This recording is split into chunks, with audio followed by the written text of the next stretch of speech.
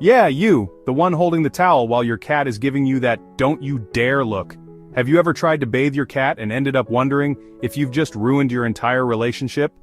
So today, I want to walk you through what bathing really does to your cat, not just to their fur, but to their trust, their stress levels, and even their long-term health. Stick around because by the end you might just rethink everything you thought you knew about keeping your cat clean. Let's start with the biggest misconception. We humans think of cleanliness in water and soap, but your cat? Your cat is a self-cleaning machine. Cats spend up to 50% of their awake time grooming themselves. Their tongues are covered in tiny backward-facing barbs, like Velcro, that clean deep into the fur, removing dirt, parasites, loose hair, and even scent. And you know what's even more amazing? That grooming ritual isn't just hygiene, it's comfort. It's self-soothing, it's a part of who they are. So when you take your cat, soak them in water and lather them up with shampoo, you're not helping them clean. You're basically telling them, your system isn't good enough, let me fix it. And that, especially for a creature as proud and independent as a cat, can feel humiliating. Now let's talk about what happens physically. A cat's fur is designed to protect their body temperature, repel water, and regulate scent. When you wet it, especially with warm water and shampoo, you strip away the natural oils their skin produces. And those oils? They're not just there to make the fur shiny. They help regulate hydration, support skin health, and keep your cat's scent intact.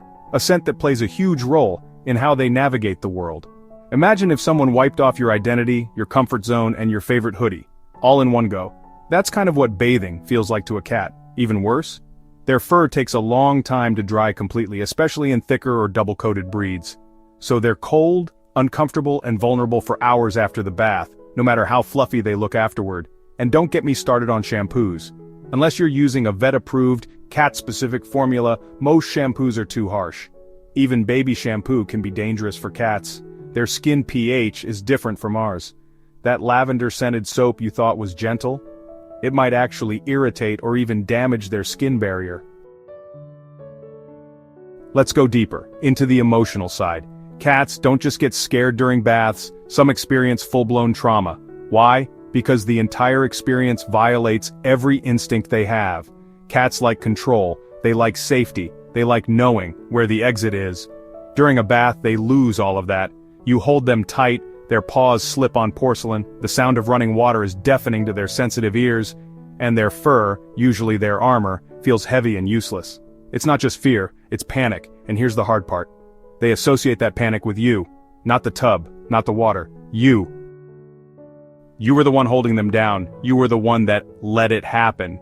That's why some cats act withdrawn or distant for days after a bath. They're not being dramatic, they're recovering from something that felt like a betrayal. Cats remember fear, and rebuilding that trust can take weeks or longer. Now here's the twist. Sometimes bathing is actually necessary, so when is it okay?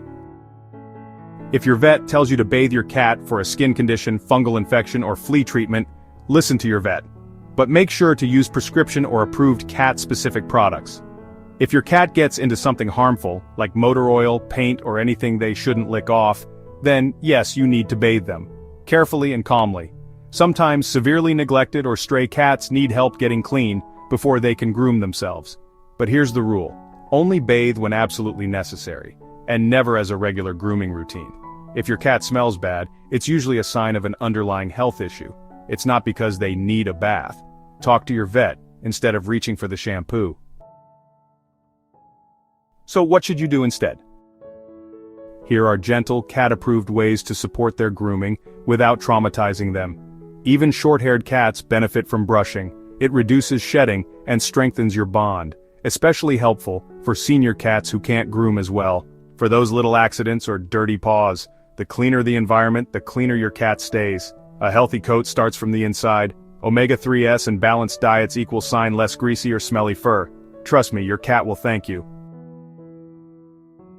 If you take away one thing from this video, let it be this. Your cat doesn't want a bath. They want to feel safe. They want your respect, your gentleness.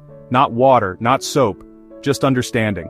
We love our cats so much that sometimes we try to fix things that don't need fixing, but when it comes to bathing, less is more. Sometimes love means not doing something, especially when it goes against their nature. So, the next time you're holding that towel, take a breath.